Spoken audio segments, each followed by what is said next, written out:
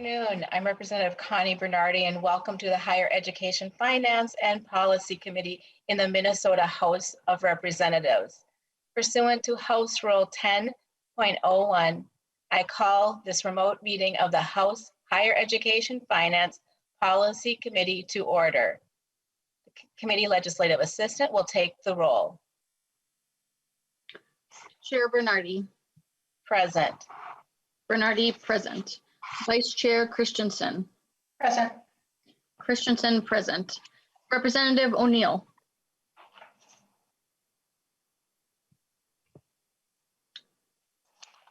Representative O'Neill, I think you were on mute. Could you just repeat one more time? O'Neill, present. Thank you. O'Neill, present. Representative Albright. Present. Albright, present. Representative Daniels. Present. Daniels, present. Representative Erickson. Present. Erickson, present. Representative Hansen. Hansen, present. Hansen, present. Representative Heintzman. Present. Heintzman, present. Representative Howard.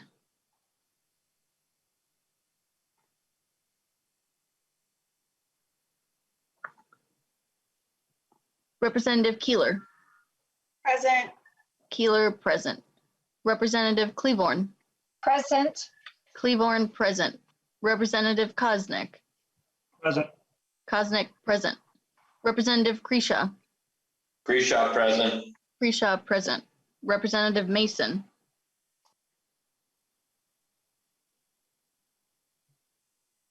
Representative Meckland. Mecklen, present. Meckland, present. Representative Noor. Representative Sandell. Present.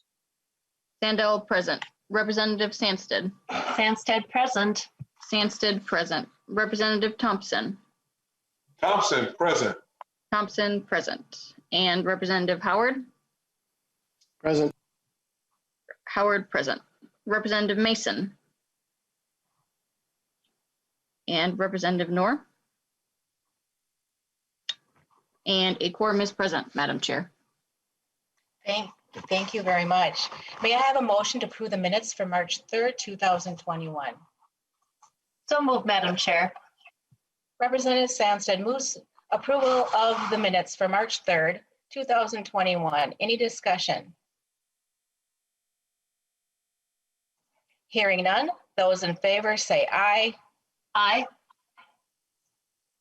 Those opposed? The motion prevails and the minutes for March 3rd, 2021 are approved. Members, we have two bills before us today.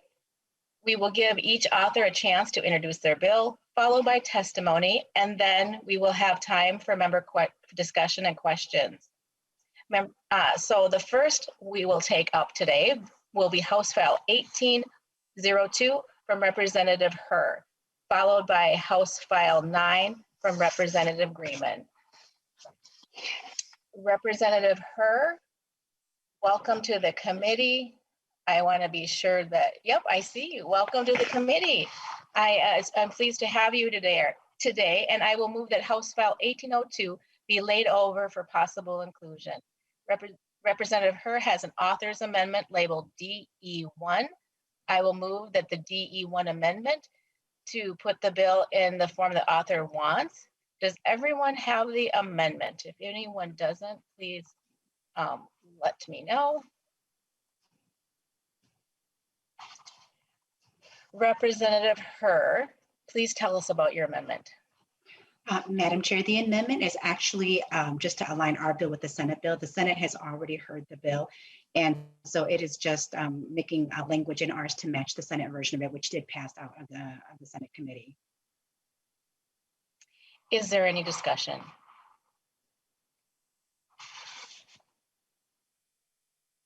Okay. Hearing none, I will, everyone, okay, excuse me. Hearing none, those in favor of the motion signify by saying aye. Aye. Aye. Those opposed? The motion prevails and A1 amendment is adopted. We have before us House File 1802 to Representative Herr. Please tell us about your bill. Good afternoon, Madam Chair and members. Before you is House File 1802, a bill to provide grants and waiver programs for students formerly in foster care.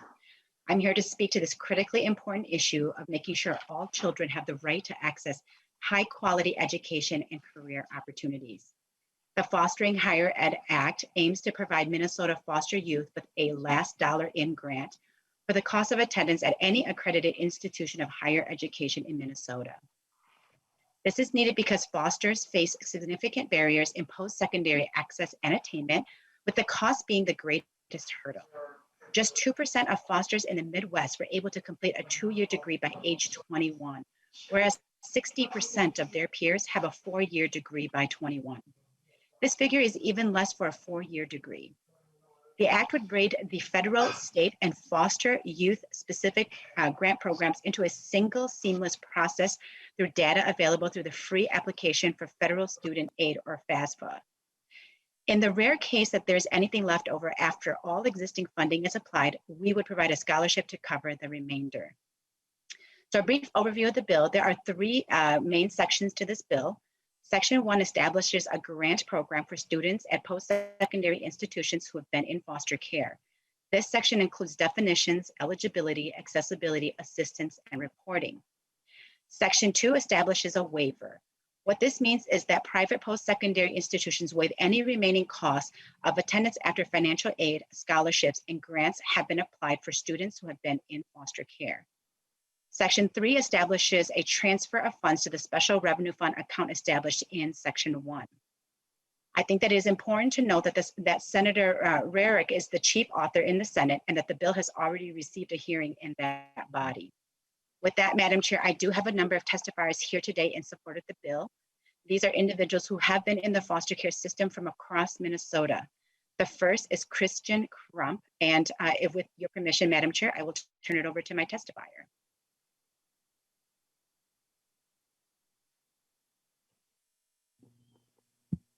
Hi, my name is Christian Crump. Thank you, Ms. Chair and members of the committee for letting me speak before you today. I'm a foster and I was adopted at the age of 16. I attend Minnesota State University of Moorhead, where I'm currently double majoring in physical education and health with a minor in coaching. I want to be a teacher and a football coach because I had a great caring PE teacher and social worker while I was going to Wheaton High School. Upon graduation, I'll be the first in my biological family and third person in my adoptive family to receive a 4-year degree. Despite everything I've been through, I know that I've been very lucky. I have support from my adoptive mom, who is a guardian ad litem. This meant that she was very connected with the system and knew to get me signed up for ETV and many other scholarships. So I have very little debt right now. Because of this support, I'm pursuing the college path that I want, and I didn't have to delay my dreams because of finances. I was given this opportunity because I lucked out and basically won the lottery.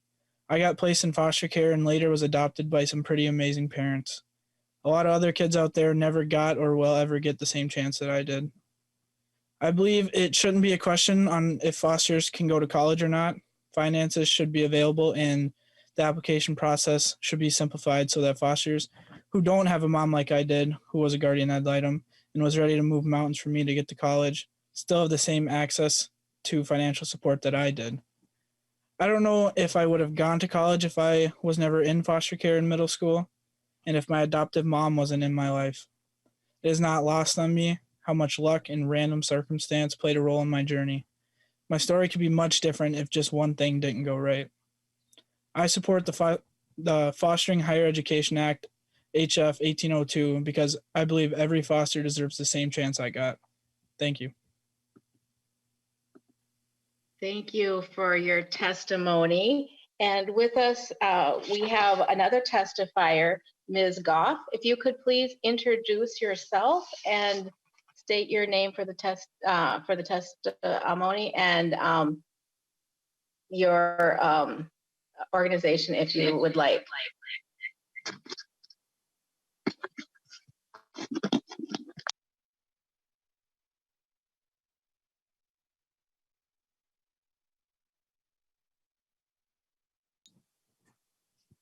Madam Chair, I believe Anita Goff just had some issues, but I believe she just joined the meeting again here.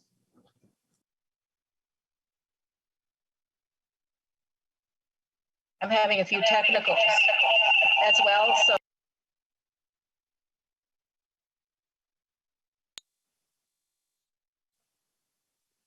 Madam Chair and Committee, and if we, until Ms. Goff comes on, we could move to our next testifier, if that is okay. We can come back to her. Perhaps the Vice Chair could take over the control of the committee.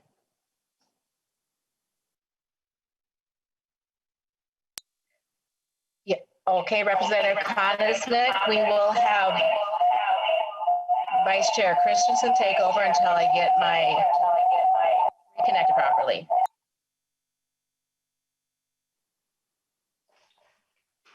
Okay, so our next testifier is Antania Goff.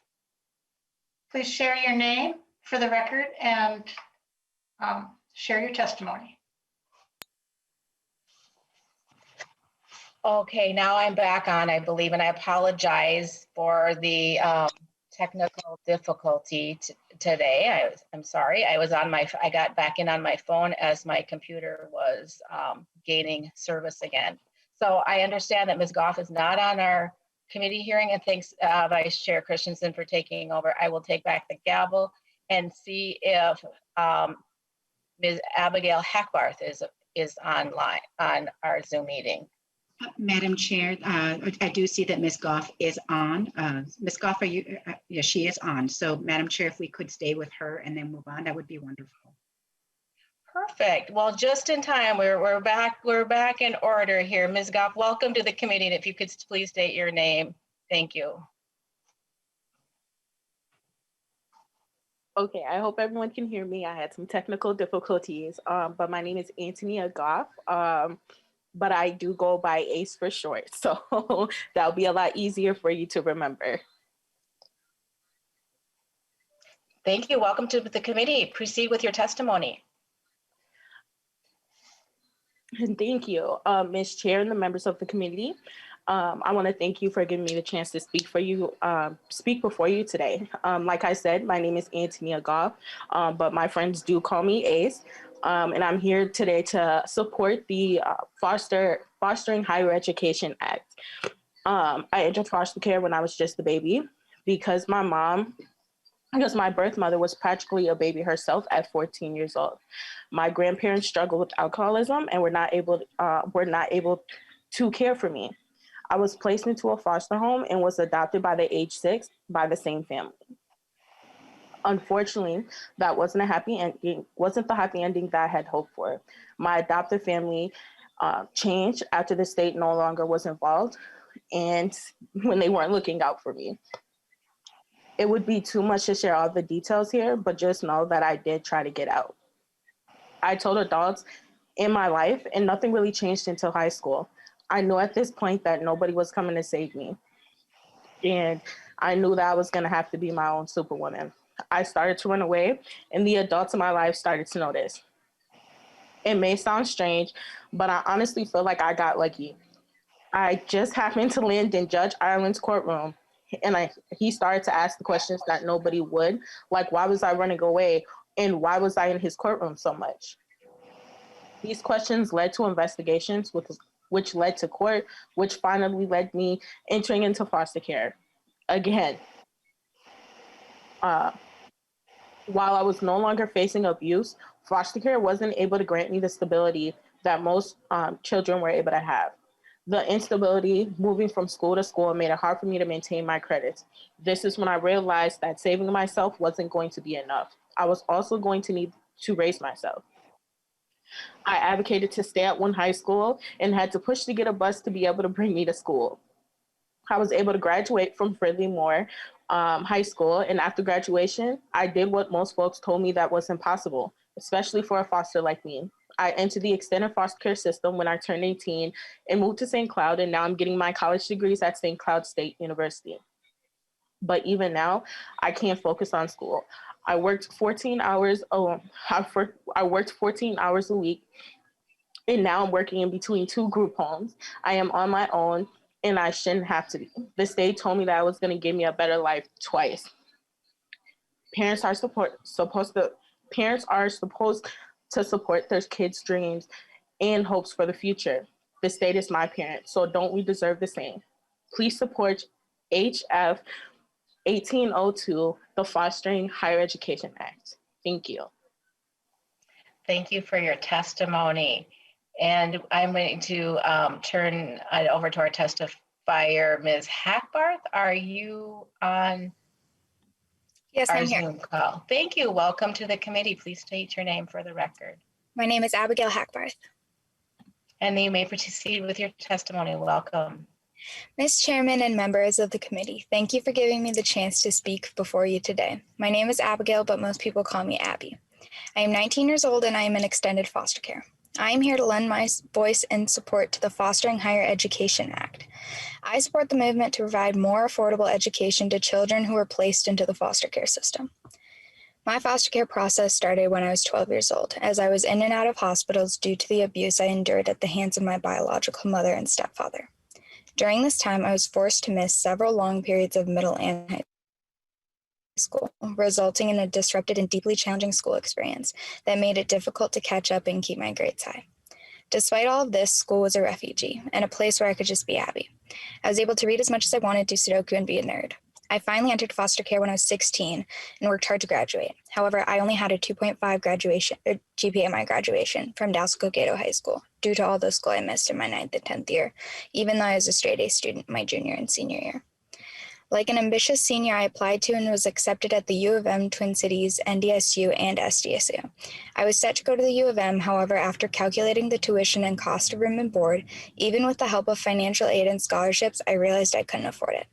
I was short $3,200 per year, and I didn't have a parent who was saving for my college, nor did I have a parent who was willing to co-sign a loan. Being on my own, I felt I would drown if I went into debt with no one to help. Despite this, I never gave up on my dream of going to college. I applied and went to Ridgewater Community College. I figured I'd be able to save up, and once I finished an associate's degree in liberal arts, I could afford to go for a bachelor's in elementary education. While I'm thankful for this opportunity, it certainly wasn't what I had planned from the start. When I turned 18, my foster parents stopped getting state support for caring for me. I was in extended foster care, but this only paid for a third of what they had gotten accustomed to getting. I was told I needed to leave on my birthday and was given 30 days to find a new place to live. I am now living on my own and having to work 30 to 40 hours a week. As a result, I am only able to successfully complete 3 courses per semester. After talking with my advisor, I decided to change my career path to become a flight attendant so that I could get into the workforce sooner. This is just a long way of saying that I have had to alter my plans many times to accommodate for my financial struggle. While I'm still extremely excited to be a flight attendant and see the world, I would have loved to follow my original plan to be a teacher. I know I am not the only child in foster care who has had to change their plans as a result of major setbacks. I'm also aware that we cannot get rid of all life challenges foster kids face, but to allow them the same opportunities that other kids have only seems fair. Many of my friends receive help from their families, a support system us foster kids lack. We do not have someone to turn to during school breaks when we need a place to stay or to pay for college. We instead must apply for hundreds of scholarships and work overtime to even dream of attending school. Too often, for most foster kids, this is too much of a hurdle, which turns them away from further education outside of high school. I got lucky. I am getting a chance to go to Ridgewater part-time, and I am grateful to be a home health care aide. But it shouldn't come down to luck. I did everything right. Shouldn't the system do right by me too? That is why I'm asking you to vote in support of the Fostering Higher Education Act, HF 1802. Thank you. Thank you for your testimony. I see that we have Mr. Murphy on the Zoom call as well. Could you please state your name for the record and welcome to the committee? Thank you. My name is Huang Murphy. Welcome. Thank you so much, Chair, members of the committee. I so appreciate the chance to testify before you. Again, my name is Huang Murphy. I'm the founder and executive director of a small nonprofit that works with people who have experienced foster care to create policy change called Foster Advocates. While many students in the United States worry about the cost of their higher education goals, that is not a unique issue. However, what is unique, as you just heard from just 3 powerful fosters that we get to work with is that there are significant barriers in their post-secondary attainment and completion goals. Compared to other students, fosters are twice as likely to experience homelessness or absenteeism when it comes to school, 3 times as likely to enter special ed services and face expulsion. And most fosters, have to move. And that usually results in multiple movements, with the average number of school changes being 3. That is significant.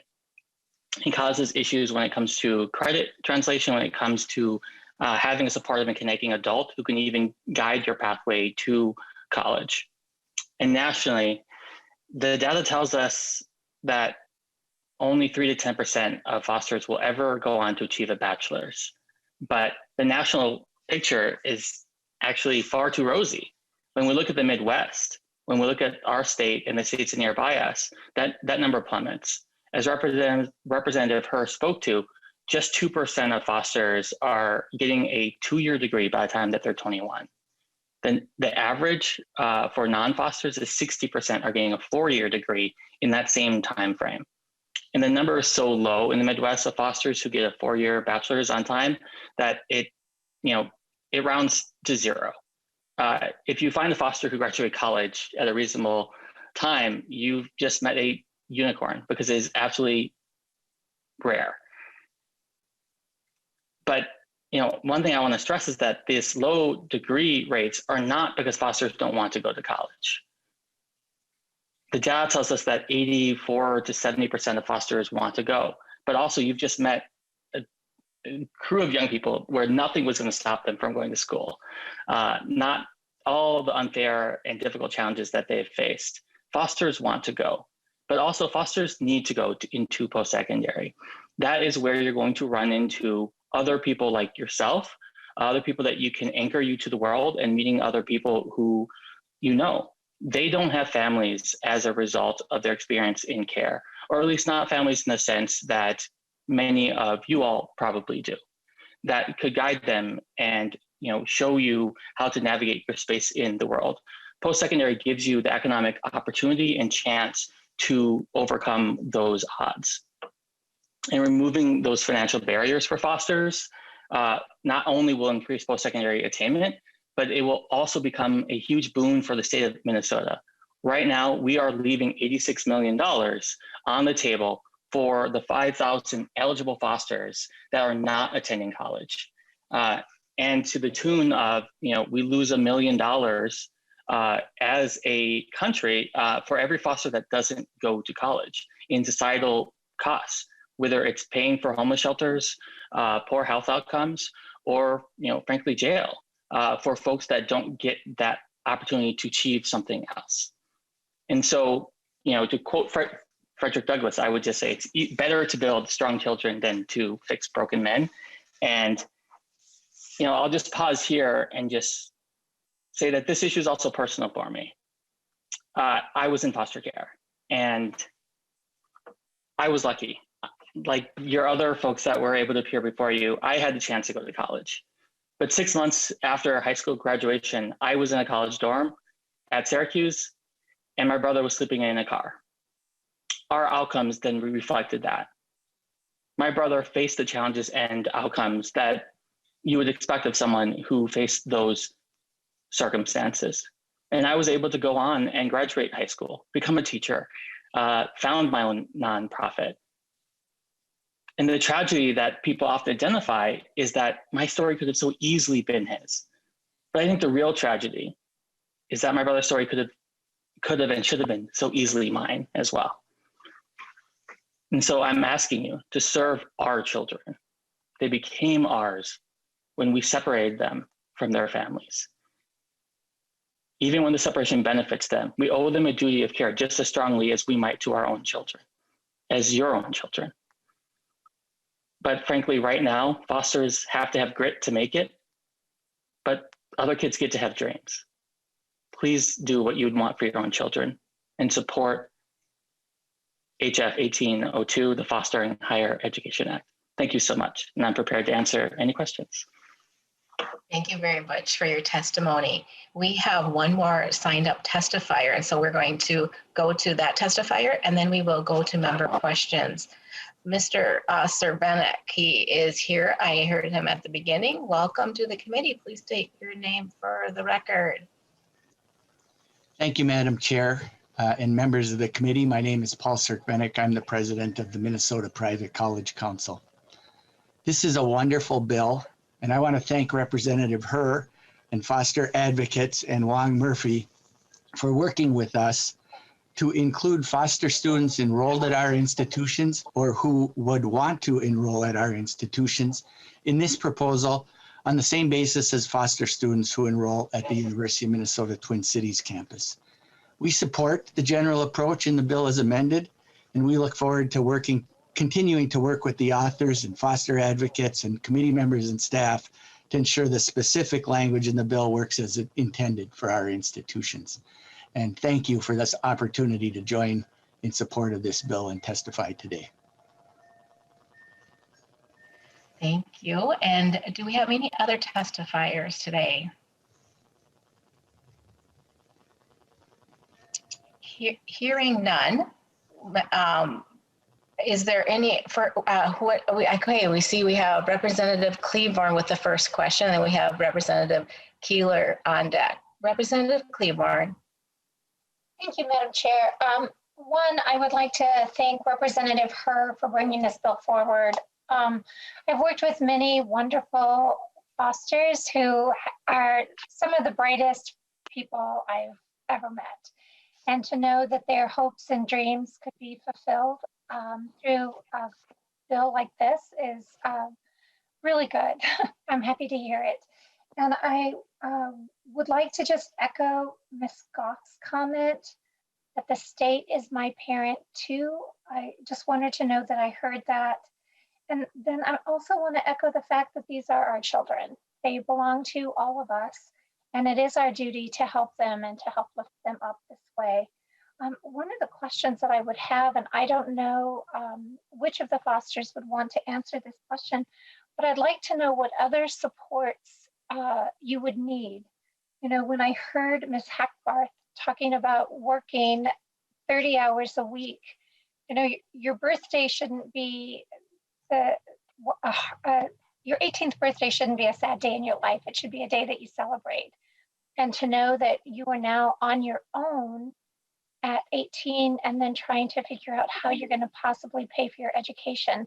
So I'm just curious as to what wraparound services Ms. Hackbarth might also still be in need of to help make her college career a success.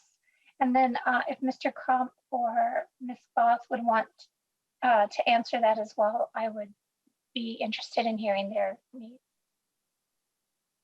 Ms. Hackbarth.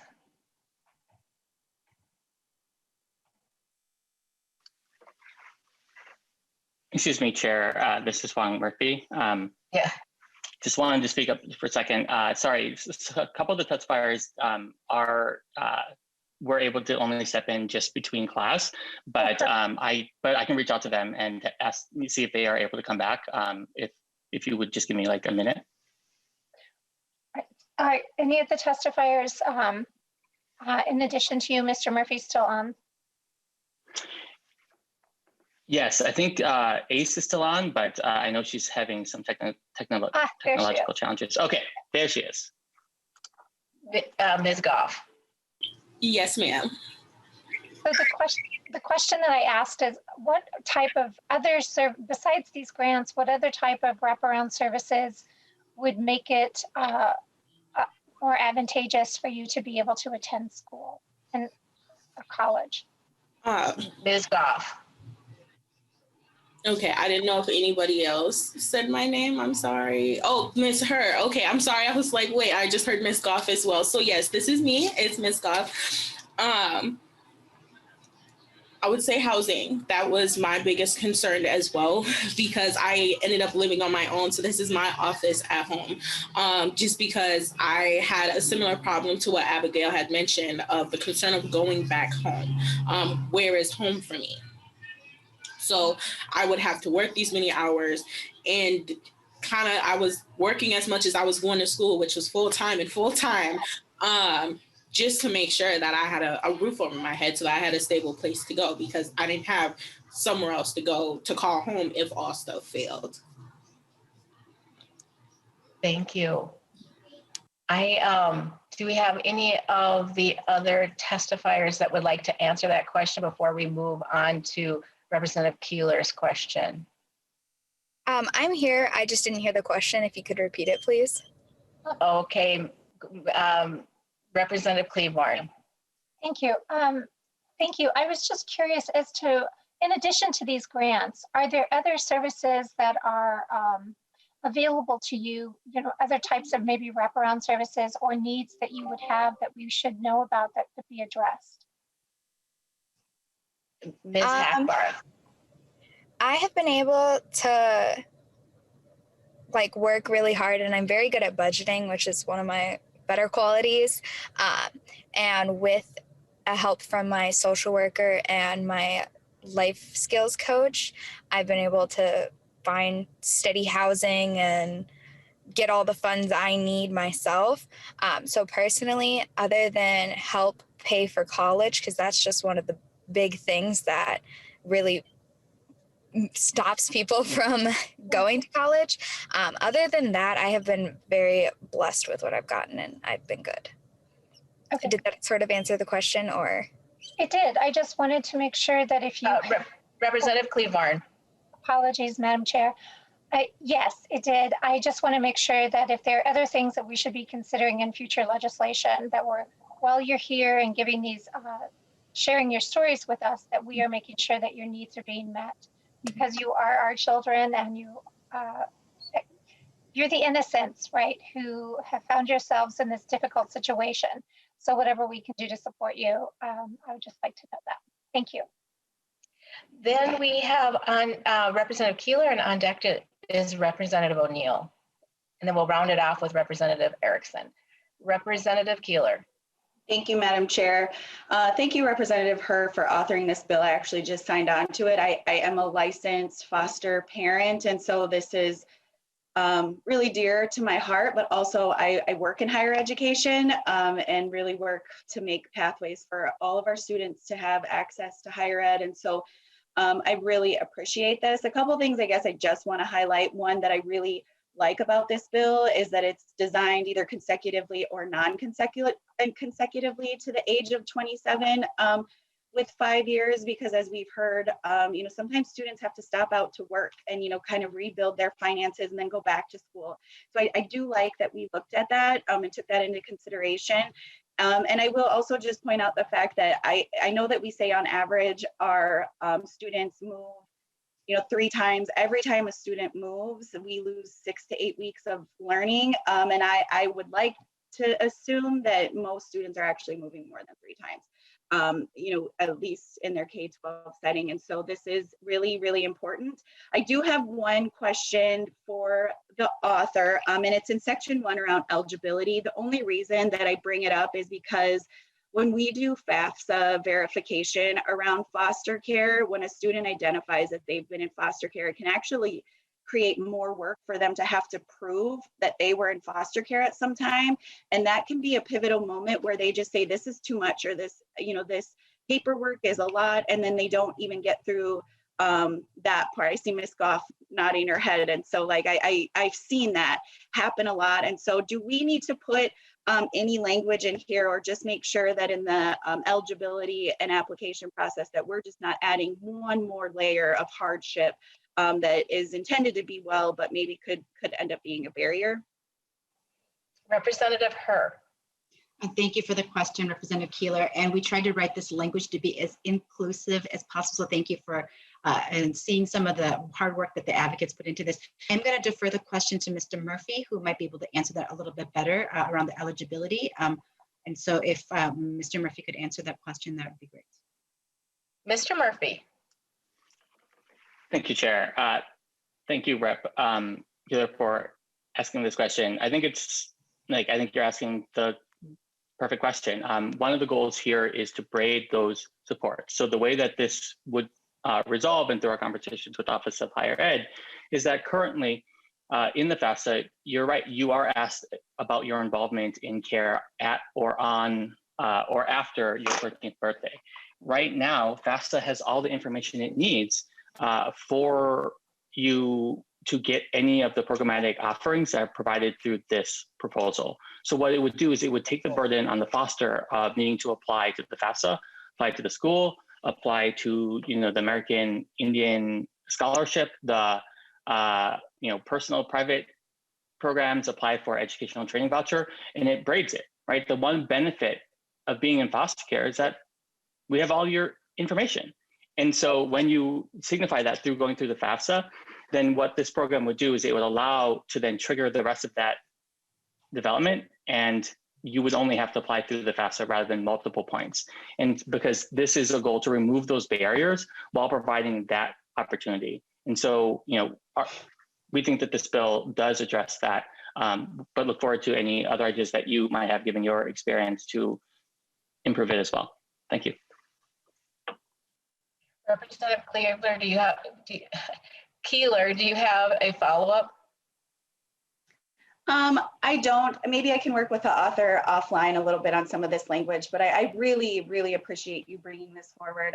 And also to all of the students who are here. I see you, and I know the journey maybe hasn't been so great for you, but I'm so proud of you. And I know that many of us look forward to the awesome things you'll be doing in the future. Thank you. Representative Erickson.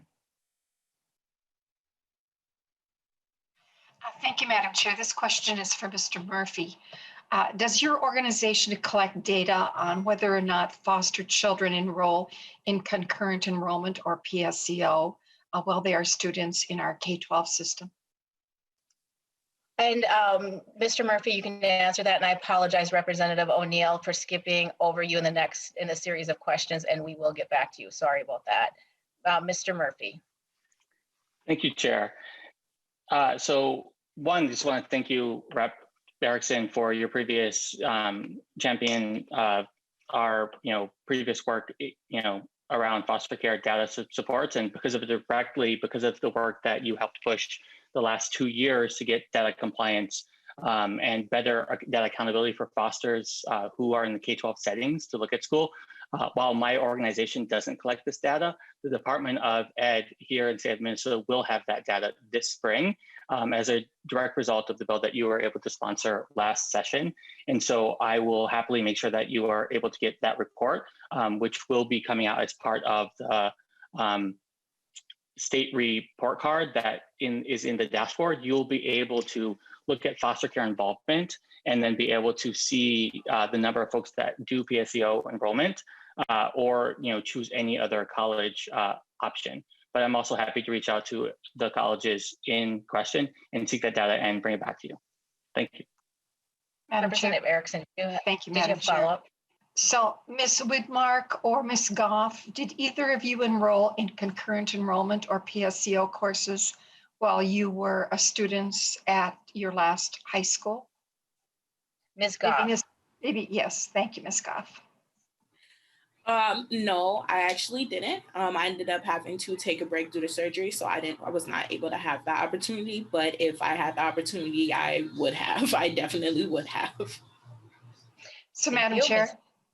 Ms. Representative Erickson. So, Ms. Goff, did you know though about concurrent or PSEO courses available when you were a student at your last high school?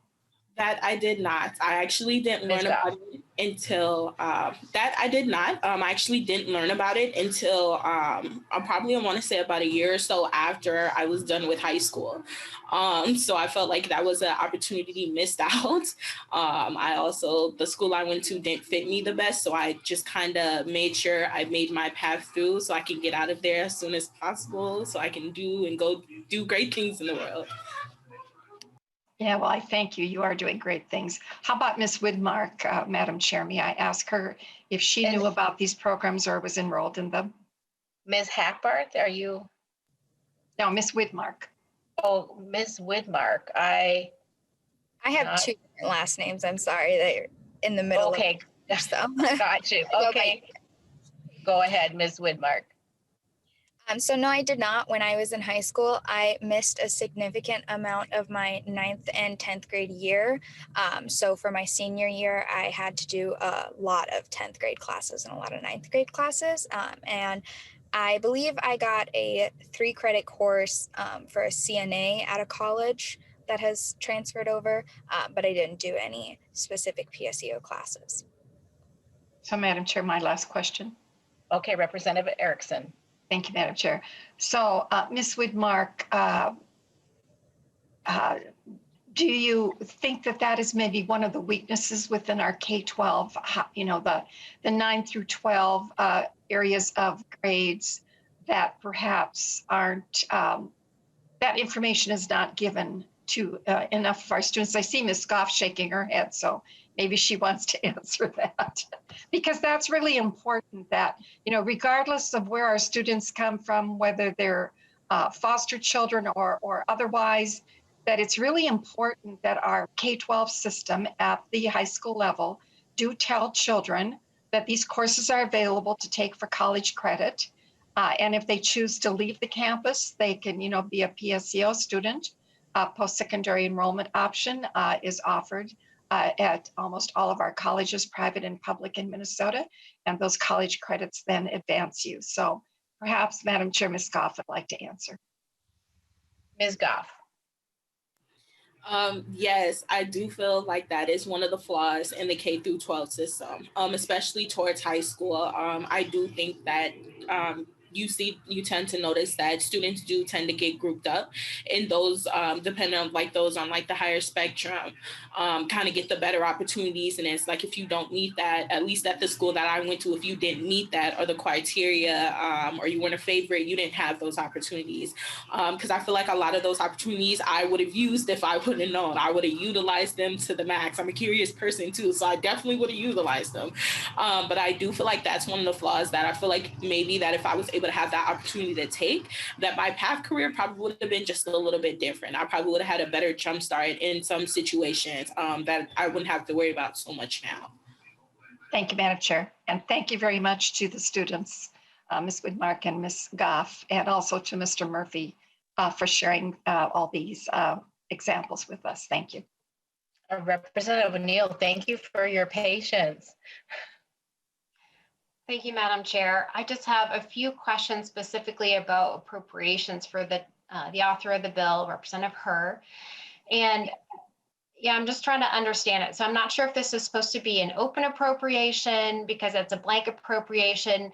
The reason I ask that is because we don't have a lot of data as far as like how many students we think this will cover, what the average grant will need to be to basically, essentially, we're making college free, including room and board, tuition and books for foster students. So if we're going to make college free, including room and board and tuition and books, tuition fees and books. So I'm wondering, how big is this appropriation? Is it an open appropriation? In other words, every single foster that applies has to receive the grant? Or is it capped? And if so, who gets it, who doesn't? You kind of know where I'm getting at. And then the last question I'm going to ask, so if you could kind of give us a picture of all of that. And then Representative Herr, if you could tell us just a little bit about, I'm a little confused about the private institutions, and Mr. Serk-Bennett kind of got to this, because there's an amount that they're expected to just forgive. So whether it's scholarships or they're actually just forgiving that fee, that could be sizable because there's a kind of a scale there. They can't charge that student more than a certain amount, which is scaled kind of to the min-state system. So that could be a very sizable amount, which I'm sure that's why they're concerned. And they're legitimately would be concerned about all of that. So my question is, if we require the private institutions to just forgive all of this money, would that actually make them not so willing to actually even accept a foster into their school because it costs them so much? So those are my two big questions. Can you explain to us about the appropriation side And then about how that works in a private institution when we're asking them, well, not asking them, we're basically telling them by rule of law that they can't charge any more than a certain cap and they have to just forgive the rest of it. So can you just explain those two parts to me? Representative Herr. Thank you, Madam Chair, and thank you, Representative O'Neill, for your questions. I do miss being in committee with you. You and I have none this year, and so I always learn a lot when I get to hear your questions. I appreciate your questions, really good questions. So just so that the committee knows, we did get a fiscal note back. It was not one that we requested, but it was one that accompanied the Senate companion bill, and so they were the ones that requested the fiscal note. And in the fiscal note, the amount that is associated with this bill is a little over $5 million for each year, and it increases slightly each year after that. But I just want to, I say that, but I want to also preface it with that there are a lot of assumptions made in that fiscal note that actually that is very conservative, and so the note is much higher than our initial estimate. So I don't think I said these numbers early on, but there's and Mr. Murphy can correct me and can add on to what I say now, but there's over 4,000 children in foster care right now, and in the assumptions that was given to us here, that they assumed that about 563 students. So this is just based on that number. 563 students would go, and then.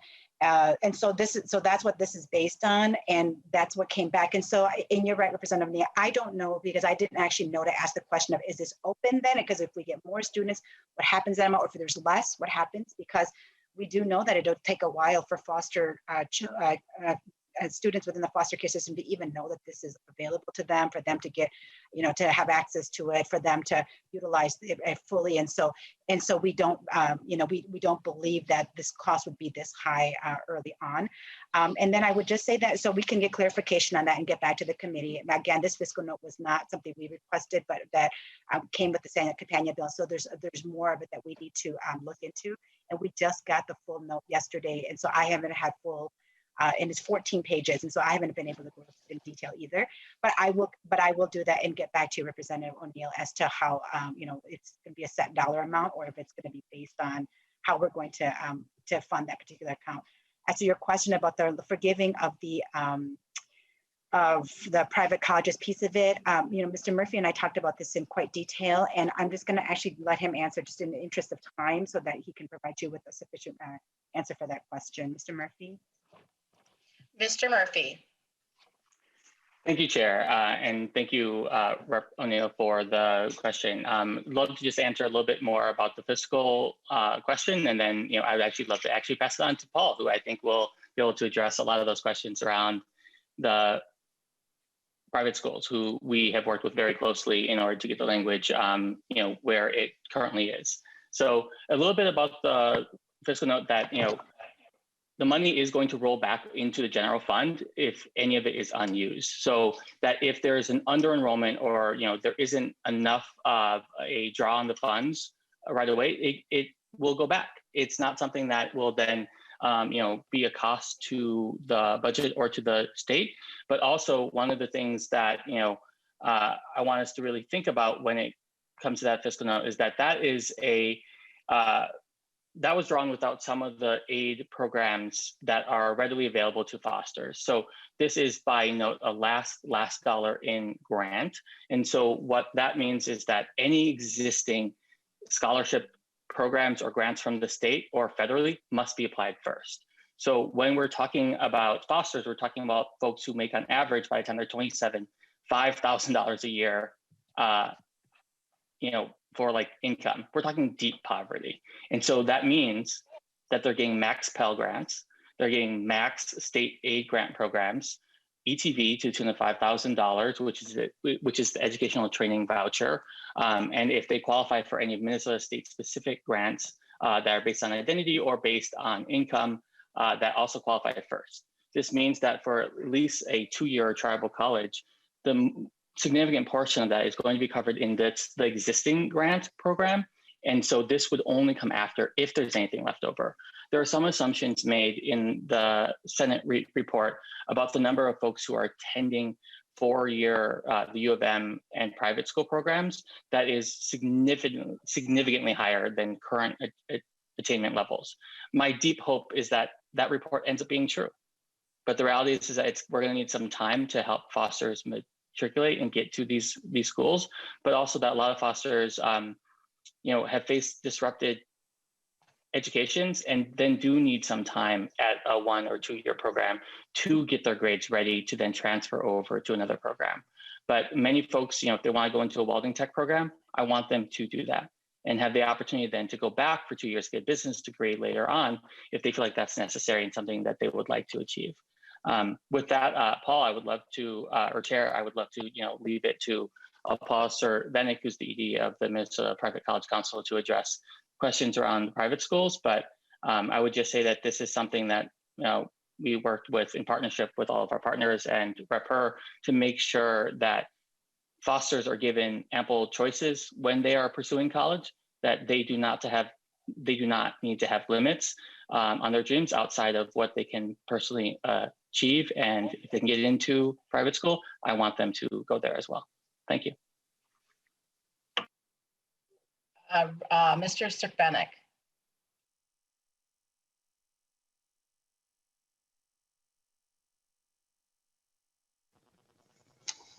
Madam Chair and Representative O'Neill and members of the committee, in our conversations with foster advocates, our view of this is a good bill, and we wanted our institutions to be able to participate on the same basis as students who would attend the University of Minnesota Twin Cities campus. That's kind of the principle built into the Minnesota State Grant Program. A student has a grant at the U of M Twin Cities that's the same as the grant they would be eligible for at our institutions in the state grant program. And if this bill provides that same a grant in the foster supplemental grant to a student to come to our institutions will make it work. This is consistent with the values of our institutions and the missions that they have. And it's therefore something they want to do, even though, what financial aid director said to me when we talked about this is this will be added pressure on our resources, but it's the right thing to do. Representative O'Neill, do you have a follow-up? Yes, thank you, Madam Chair. Yeah, my concern is that, well, in particular, the private institutions, profit, nonprofit, that it's just what he said. So the pressure will mount and it'll just be socialized. So all the other students will be paying more, essentially, to cover this. So just want to make that clear. But Madam Chair, I'm wondering if you could ask our fiscal staff, because I'm still not clear if this is an open appropriation or if this is going to be, I don't know how this is fiscally structured. I'm not clear about that. I wonder if our fiscal staff could explain what kind of appropriation this is, because right now it's just a blank appropriation. And the Senate bill did say, or the Senate fiscal note did say 5 million, but that's only accounting for 1/8 or so of the students actually in foster care. So it could be 7 times higher than that. So I'm just wondering what kind of appropriation this is. Is it open or is it going to be a direct? Mr. Savory. Madam Chair and members, Ken Savory, fiscal staff. I'll direct the committee to the DE amendment in section 2, lines 4.4 to 4.6, which details the appropriation. And this is kind of a traditional direct appropriation using general fund dollars to the Commissioner of Higher Education to operate the program within House File 1802 as amended.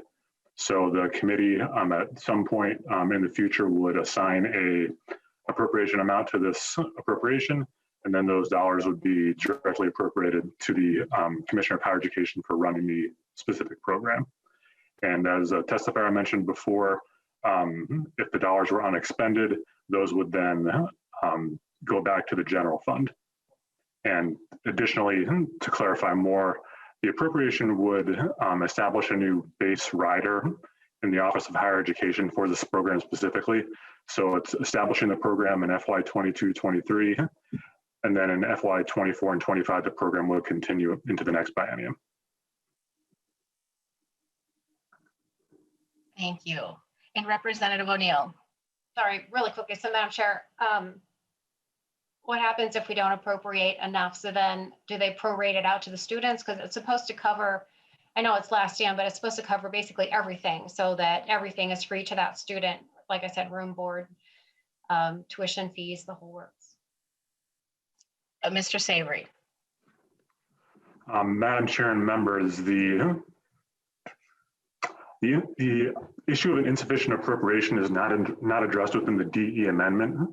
So from my understanding, it would operate in which the agency and commissioner would be able to do as much as the bill would allow, and then students would, then there would be a cap essentially of the number of students that would be able to be served.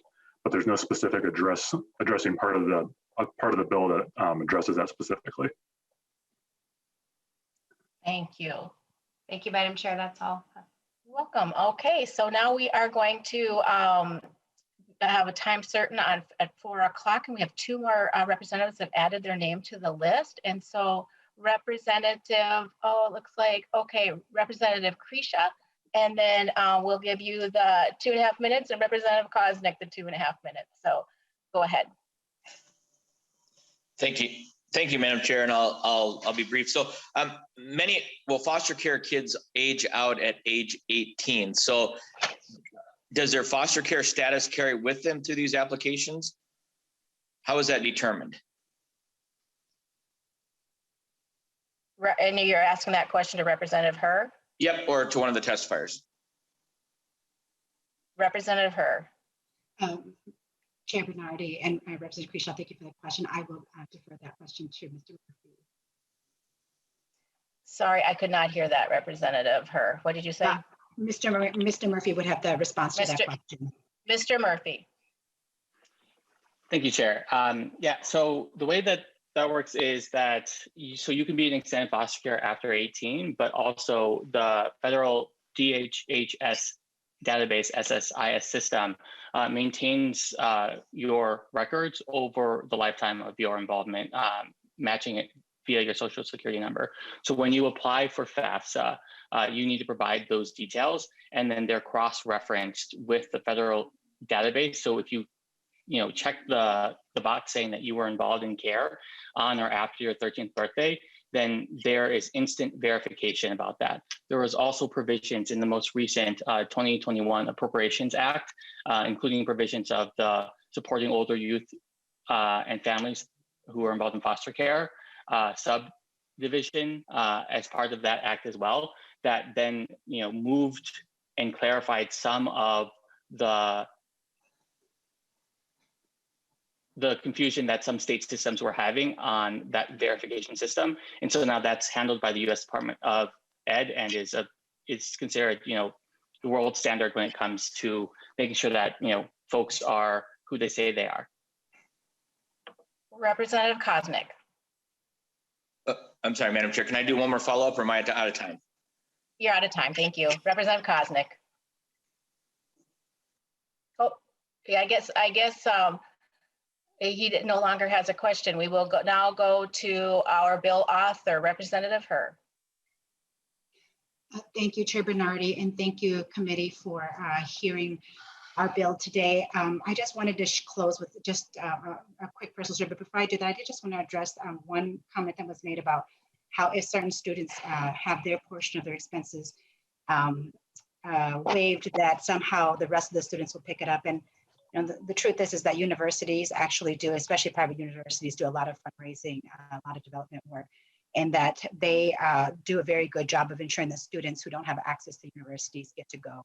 And that happens all the time for people who are not even in the foster care system. So I think that adding one more category of which we should be raising funds for to allow those students to go is not a big ask, considering what these students have already been through. And so with that, I just want to close with a quick story that my husband is an orphan. His father was a medic in the Secret War and his mother a nurse. And at the age of 14, his mom ran the intensive care unit at the Samtong Hospital. They both cared for injured Hmong and American soldiers. Not long after immigrating to the United States, my husband's father passed away from cancer, a cancer that we now believe developed because of exposure to chemicals in the war. A few years later, his mother died as well.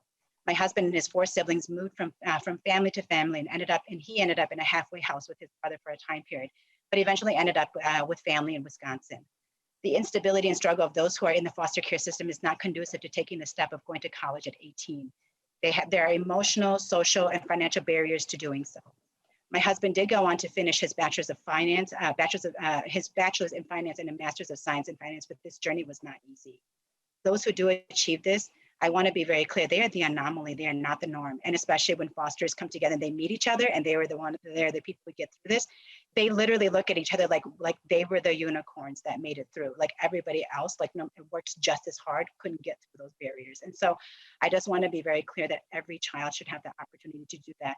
And when my husband met me, I came with a network of family and resources and people who housed him and gave him transportation and loved him in order for him to get to where he is today. And so we have to create that system for children, students who've been in the foster care system. Otherwise, they'll never have a chance. And I want to just note that if passed, House File 1802 would not only provide fosters an on-ramp to adulthood, but increase enrollment. Though through just the existing grants, Minnesota grants, they're set to gain $86 million per year. This reduces the revolving door of foster care, incarceration, homelessness, and unemployment, which costs us millions of dollars. And the fact that whatever cost it is in order of giving college tuition or being able to pay for this, that we literally save our states millions of dollars in the life of even just one foster child. And then in addition to that, we are able to give them, a future that will be where they will be self-sufficient. And so, Madam Chair and members, I thank you for hearing House File 1802, and I ask for your support. Thank you, Representative Herr. Hearing no further discussion in our time that we have here to move on to the next bill, I renew my motion that House File 1802 has amended be laid over for possible inclusion in the Higher Education Omnibus Bill. Thank you for your testimony. Okay, now we are moving to our next bill, and that bill is House File 9 from Representative Greenman. The bill has a number of provisions in it, but today we will discuss and focus on the sections that relate specifically to higher education. Article 1, Section 2, and Article 1, Section 9. With that, I will move House File 9 to be referred to the Taxes Committee. Representative Greenman has an author's amendment labeled A15. I will move 815 amendment to put the bill in the form that the author wants. Does everyone have the amendment? Don't, let me know. Representative Greenman, please tell us about the amendment. Thank you, Madam Chair and members. This is just a technical amendment, a minor technical amendment that the revisor sent over from its last engrossment. Thank you very much. Is there any discussion? Let's see. Representative Creech.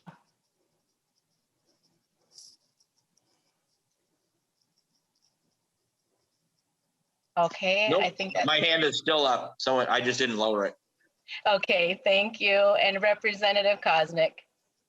Thanks, Madam Chair. And if the committee would indulge me, I just wanted to say a couple things. My mute stayed on when I had my hand up on the other file, but if I could just have 10 seconds on that, if that'd be all right, Madam Chair. That would be fine. I saw your hand go down, so go ahead. You get your 10 seconds. I'd be happy. Representative Krisha threw me off when he jumped ahead of me, but that was fine with me when he wanted his follow-up question. So, but anyways, I guess I'd just like to share. I do support the previous bill. I think it's scalable. There are some issues with the fiscal note and cost. And I did work with the advocate, Mr. Murphy, on the bill a little bit to kind of put some guide ramps on there in terms of fiscal cost. And I think there's an opportunity to do that further. So I think it does identify an issue or a problem for many people, and something that we could hopefully support and work it out through conference committee. But to House File 9, Representative Greenman. And you're talking to the amendment specifically right now, Representative Koznick? Okay. I'll wait until after. Thank you. Okay, yes. Okay. Seeing no further hands up after Representative Koznick takes his hand down, I will, hearing no further discussion, those in favor of the motion signify by saying aye. Aye. Those opposed? The motion prevails and the A15 amendment is adopted. We now have before us House File 9. Before we have Representative Greenman present her bill, I believe Mr. Hopkins is going to direct us to the language that pertains to our committee. Mr. Hopkins, please proceed.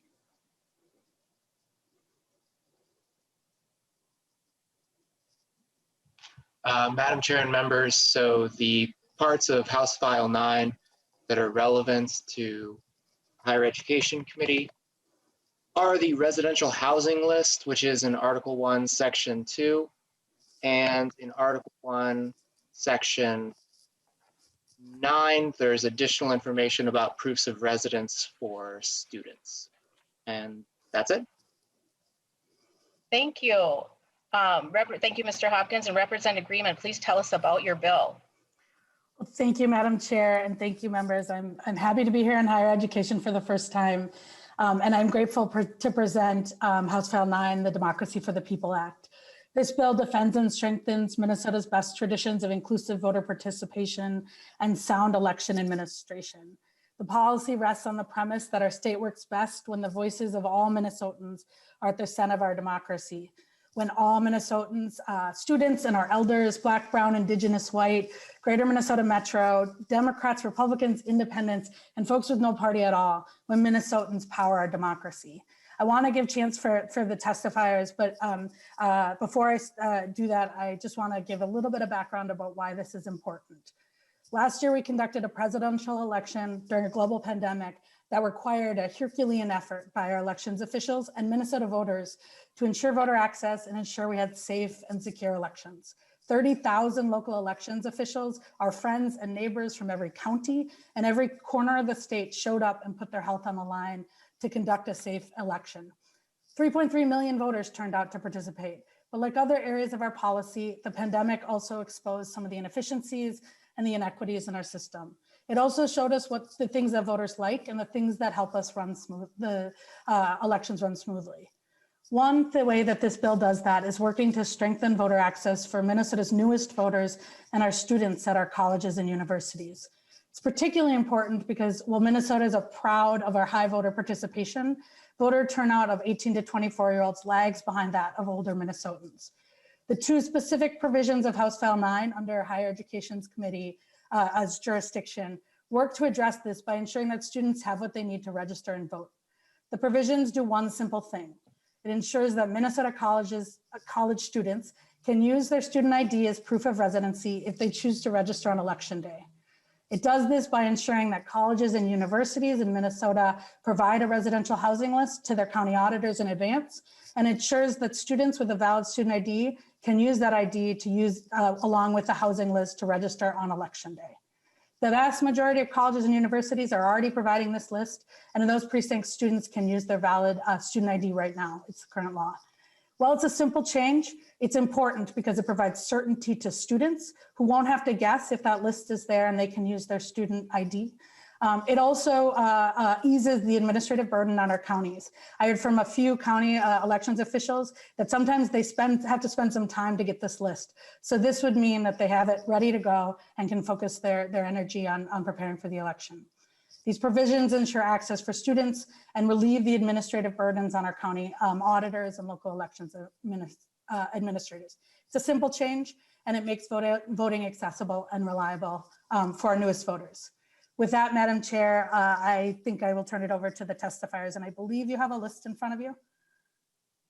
Yes, I do, and we have 3 testifiers, and we will have each of them testify for 2 minutes. I want to make sure that we have enough time for member questions. First, we have Sienna Leon Getton. Welcome to the committee. Please state your name. Thanks. I'm Sienna Leon Getton. Name, please proceed with your testimony. Thanks, Madam Chair and members of the committee. My name is Sienna Leon Getton, like I said, and I am a college student in Northfield. HF9 would be an important step in making sure that voting is accessible for all who want to participate. When I was a freshman in college, I was able to register and vote using my student ID, and this was a super straightforward process that allowed me to feel empowered to exercise my right to vote. This past year, I was a leader on our campus during the election, providing support and information to help students exercise their right to vote.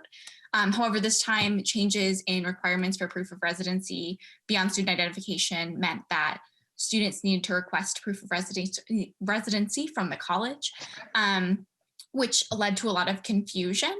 And sometimes it was a lengthy process. So I've seen that each additional step can dissuade students from participating in our democratic process. And since college students are often voting for the first time, and there's a need for accessibility and consistency about what identification they need to have register and cast their ballot, to make it so that they also feel empowered to vote and make their voices heard.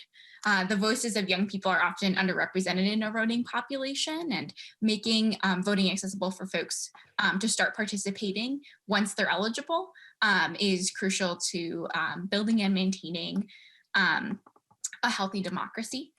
So I urge you to support HF9. Thank you. Thank you. Mr. Sean Lim, welcome to the committee. Hi all, can you hear me? Yes, I can, thank you. Perfect. Thank you, Madam Chair and the Higher Ed Committee for having me. My name is Sean Lim, I'm 21 years old, and I'm currently serving as the lead campus organizer for the nonprofit Minnesota Youth Collective.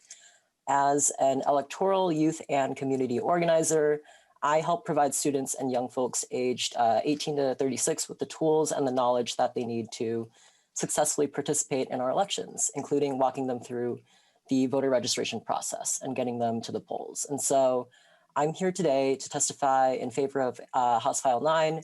I'm a strong proponent of the provision requiring that all universities receiving public funds provide essential resident housing lists so that students living around campus in a 10-mile radius can use their university ID to vote. Mine looks like this. It is both safe and secure. I've had many folks on campus be unsure of what they need to bring with them to the ballot box, as well as other points of confusion and difficulty, especially freshman students and people who have just moved into student housing and dorms on their respective campuses. And so with this bill, by allowing students to show up and vote with their campus ID, the provision greatly streamlines the voter registration process and voting process on campus. It simplifies it for voters and organizers like me alike, and it saves a lot of time and energy for election judges. And it also greatly reduces the long lines that we see in our densely populated neighborhoods on the Twin Cities campus here at the U of M. It would mitigate confusion and make the process more accessible for young voters. I firmly believe that right now, many young voters are not aware of what they need to bring. For example, a proof of residence, like a housing lease or a utility bill. So this simplifies the process when they come in person, last minute, and day of. The fact of the matter is higher education institutions already have our relevant information, our addresses, full names, and everything else. They can just turn this over to the precincts and make the process easier. The U of M has done this in recent years, and it has helped a lot of students. This would simply expand current practices and make it more uniform. For countless students that I've talked to personally, being able to use their U cards from their wallet and just take it out as a form of ID has made it infinitely easier to vote, and it incentivizes people to vote. Voters who are participating in their first election, 18-year-olds, are more likely to consistently vote in every other election for the rest of their lives. So I truly believe that regardless of party, for young people in the state, there are a lot of barriers to participation right now. I believe that young people have the power to, as the fastest growing voter bloc, be the most influential in our electoral outcomes. But as people have said, young people do not turn out. At our campus specifically, only 58.7% turned out in the 2018 midterms. And this is considered to be the highest amongst the large US colleges. So there's a long way to go in ensuring that all eligible students have the opportunity to have their voice heard. And this is a step in the right direction, one that will increase voters, the number of voters coming out in each election. And it fundamentally sets the foundational groundwork for a more representative democracy. It facilitates and encourages us to perform our civic duty. So I support this legislation. I urge you all and your colleagues to do so as well. Thank you for your time and consideration. I yield back. Thank you. We have Will Burris with us. Welcome to the committee. Please state your name and begin your testimony. Hi, thank you, Madam Chair. So my name is William Burns, and I'm a student at the University of Minnesota. First of all, I believe that voting is the most impactful thing that you can do while you're in college to enact change. As students who are, we're young people who have recently moved to new towns and still looking for a place in our community, it doesn't really feel like we have a lot of influence outside of the voting process. And even though voter turnout rates on college campuses are rising, we're still nowhere near where we need to be in order to feel represented and like we're a part of the process. So as long as I've been a student, I've voted in my hometown, which is Woodbury, Minnesota. And I've mostly done this because the process is clear to me. Like, I know where to vote, I know what I need to vote, and I know that I'm already registered to vote being at my parents' house. And I've also seen a lot of my friends and peers at the U of M do this, both who live in state and out of state.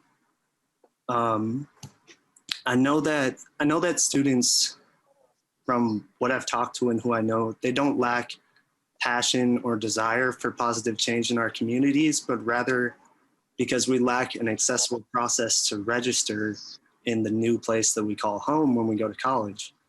And I feel like it's important that we're able to have a say in the candidates and causes that impact our daily lives on college campuses. And if we're voting back in our hometown or where we were previously registered, we're not providing that input to the candidates that represent us. With this provision, I feel that it would make it more clear to students like me who live both on and off campuses what we need in order to register to vote. It would make the process more accessible and more welcoming for those of us who are trying to navigate this new chapter of our lives. I believe that this would foster a new sense of investment for students in the outcomes of local elections and in our community. So to wrap up, I support House File 9 and the increased access that it would grant college students in our electoral processes, and I hope you will too. Thank you. Thank you very much. We have 4 members that have questions, and we will start with Representative Kosnick, and we will go to a vote at 4:30, or excuse me, a little bit before 4:30, 4:28 or 29-ish. And so, I see, okay, so we have 3 members that have questions. So we have about 4 minutes for each member. Representative O'Neill. Thank you, Madam Chair. Just really quickly, I wonder if the author could tell us about the safeguards. So in the bill or in existing law, either one, where say a foreign student that came here from Japan can't vote in our elections and disenfranchise those that are citizens. I'm wondering if you could tell me that. And then also, what are the safeguards to not vote in 2 places? So vote here at your college campus and then, do a mail-in ballot or something in the home, like your parents' home. So what are the safeguards for those 2? Thank you. And which of our testifiers would like to answer that question? Thank you, Madam Chair, and thank you. Oh, I'm sorry. Go ahead, Representative Greenman. Thank you, Representative. All the safeguards are in place that are in the place for every other voter. We do have somebody from the Secretary of State's office, I think Sam Bonowitz, who can address that probably better than I can. So let me turn it over to her. Okay, welcome to the committee. Please state your name for the record and your organization. Chair and members, my name is Sam Bonowitz. I am Director of Government Relations with the Office of the Secretary of State. Representative Greenman is correct. The same checks that are in place right now for every other voter checking against the Social Security Administration, driver's license, courts, USPS, all of that still remains for these voters as well. And voters on election day sign that roster oath as well. Thank you. Representative O'Neill. Thank you. Just quickly, Madam Chair. So they're basically saying that the student ID could be like a second ID, because if you're checking it against all these other registration, or excuse me, like the Social Security list and things like that. So is that what you're trying to say to the testifier? Thank you, Madam Chair. Thank you, Madam sorry, Chair. Miss. Okay. Okay, Ms. Greenman, go ahead. I was just going to say, and I'm happy to turn it back over to Ms. Bonowitz, but it's just a proof of residency, like all of the student ID plus the voter list, plus the residential housing list is a proof of residency, like a student fee bill, like other things we have. And Ms. Bonowitz, if you want to add anything additional. Ms. Bonowitz. Chair, members, yeah, I would just say that the voter registration form still includes a space for driver's license or social security number if they have that. And so that is what is checked against those. Thank you. Representative O'Neill, did you have a follow-up? No, I see Representative Koznick now has a question, so I'm going to defer to him. Okay, so Representative Howard. Thank you, Madam Chair, and thank you, Representative Greenman, for bringing the bill forward, and to all the testifiers. And I would really hope that we sort of come at this from the perspective of voter participation amongst our youth as a good thing. It's something we should look at finding ways to reduce barriers. And that is my question for the bill author or the testifiers. What do we know about sort of voter participation amongst youth versus the general population? Representative Greenman. Thank you, Madam Chair, and thank you, Representative Howard, for the question. And I think that probably all of our testifiers, to a certain degree, spoke to it. In the 2018 election, what we know is, despite having pretty high turnout and increasing turnout, as I think Mr. Burns mentioned, 42.7% of 18 to 24-year-olds turned out versus 81.6% of the highest turnout, which was 65 to 74-year-olds. And so, and it looks like the trends in the 2020 election will hold. The data is a little new. And so what we know is that while in Minnesota we have great and really robust voter participation, 42% in a congressional year of 18 to 24-year-olds only voted. So we have work to do, and I think what we heard from the testifiers is there is real interest and urgency to do that. So appreciate the question. Okay, Representative Howard, I see Representative Koznick has his name up, and so I wanted to go. Did you have a follow-up really quick? Just very quickly, thank you for the answer. And again, under the premise that hopefully we're approaching this with some shared understanding that we want to increase voter participation. This provision in this bill is a good way to do that, to reduce barriers, to make sure that Minnesotans that want to participate can vote. Thanks. Thank you. And then Representative Koznick, did you accidentally lower your hand? I was trying to be polite and lower my hand as you called on me, and then you skipped over me a couple of times, but that's no problem. No, I have some comments to make, Madam Chair. Okay, and so proceed. Well, thank you, and committee members and those watching. And just, excuse me, and Representative Koznick, I just want to let you know, when I divided that time out, I divided it among the three people, and I apologize that your hand wasn't up. So I just want to let you know that we have about 3 minutes for that. So thank you. Okay, thanks. Go ahead. Members, and I've heard this bill. This is my third time, so congratulations to you, Representative Greenman, on the field trip around the committee stops, especially in your freshman year. But let's not lose sight that this is like an over $216 million bill that's probably not going anywhere beyond the House floor. And essentially, what we're doing here is creating welfare for politicians with the new cost to the Campaign Finance Board And I'm not sure, I've heard this bill enough that I don't think this bill really fixes a particular problem other than providing additional campaign welfare for politicians. And we've heard from the advocates that are stand to have their work done for them with more automated registration that is controversial. And it funds progressive politics and their advocates. And there was very little addition to election integrity and the sanctity of the vote. And that was really the crucial issue that we saw in the last election. It wasn't voter turnout. As I spoke with Secretary of State Simons this morning, for the third year in a row, Minnesota's had the highest turnout, voter turnout. And so I think we're doing some things really good, but this bill is just simply a massive bailout. And it's astonishing. It doesn't do anything to address the real issue of the last election. The issue that I hear from my constituents is how are we going to improve voter integrity and election integrity and the integrity and sanctity of a vote. And so, again, I will congratulate Representative Greenman for making the rounds with this bill, but there is a individual responsibility that is not too much to ask to have people participate in the Republican democratic process, registering to vote, knowing where to vote, knowing who's on the ballot, and upholding the principles of democracy with a little bit of individual responsibility, and certainly not by increasing and passing a bill that's over $200 million in cost when we're already the first highest voter turnout in the state. So I appreciate the efforts, I really do.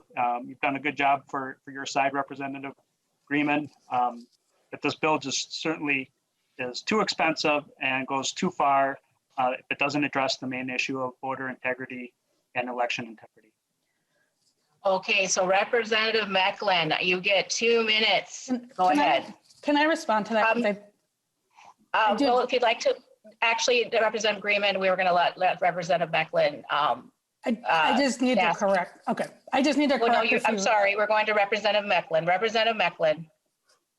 Thank you, Chair Bernardi. I have a question for two of the testifiers, Sean Lim and William Burns. Are your parents, so I sent a kid to college, so are your parents allowed to claim you as a dependent while you're at college? And I asked that question because I did, and that was the case, and and the young man came home and voted. So I'm just kind of curious if your parents are allowed to claim you as a dependent. Okay, which person did you want to ask that question to? Excuse me, Madam Chair. Representative Cleavorn. Yeah, just a point of personal privilege. I don't know that their financial records should be spoken about. Okay, Representative Cleavorn. So Representative Mecklen, can you just repeat your question for one of the testifiers, please? So thank you, Chair Bernardi.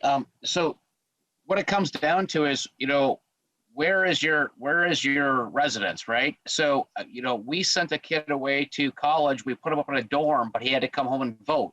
At which point so my question is, can you vote in both places? Who is claiming you as a dependent, and where do you truly live? And this is a serious point, and I think Kozik just covered it, Rep. Kozik just covered kind of the same thing, that this kind of creates a lot of loopholes.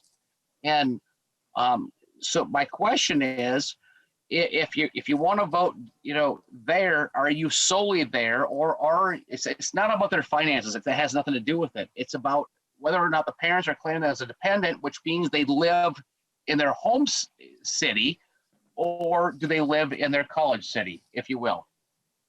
Okay, yes, you're welcome. We have about 30 seconds for an answer. And so Mr. Burns, if you could answer that, please. Yeah, so I would say that it seems like you're getting at that, that most college students, I am, I believe, claimed as a dependent under my parents. But I feel like most of that, even though I am living on college campus, but I feel like most of that is because it's unclear of at least to me, like how to change my residence. And then if I do, how that impacts my voting. So I feel like a lot of students default to their parents' residence, even though they want to give their voice and like be heard within the districts that the schools are. Thank you very much. And Representative Greenman, we are going to go for your closing remarks and go to the vote. Thank you. Thank you, Madam Chair and members. I will use my closing, I think, to correct a few things that Representative Koznick said. It wasn't about this provision, but the fiscal note is actually 37 million, which is about the amount of money that Elon Musk made in 2 hours. And I think that is an investment, a small investment in the infrastructure of our democracy and the 3.3 million Minnesotans who voted and the 5.7 million Minnesotans who sent us here to represent them. And it is a campaign finance system that is actually built on small dollar donors. But what we're talking about here in this committee is the importance of young folks being able to participate, 18 to 24-year-olds. It is the future of our democracy. And so I really appreciate the testifiers, I appreciate the questions, and I ask for your support. Thank you. And I will renew my motion that House File 9 be, as amended, be referred to the Taxes Committee. The clerk will take the roll. Chair Bernardi. Aye. Bernardi, aye. Vice Chair Christensen. Yes. Christensen, aye. Representative O'Neill. O'Neill, no. O'Neill, no. Representative Albright. No. Albright, no. Representative Daniels. Daniels votes no. Daniels, nay. Representative Erickson. Erickson votes no. Erickson, nay. Representative Hansen. Hansen, aye. Hansen, aye. Representative Heintzman. No. Heintzman, nay. Representative Howard. Aye. Howard, aye. Representative Keeler. Keeler, aye. Keeler, aye. Representative Cleaborn. Cleaborn, aye. Cleaborn, aye. Representative Koznick. No. Koznick, nay. Representative Kresha. No. Kresha, nay. Representative Mason. Aye. Mason, aye. Representative Meckland. Meckland, no. Meckland, nay. Representative Noor. No, yes. Noor, aye. Representative Sandell. Aye. Sandell, aye. Representative Sandsted. Sandsted, yes. Sandsted, aye. Representative Thompson. Thompson, yes. Thompson, aye. There are 10 ayes and 8 nays.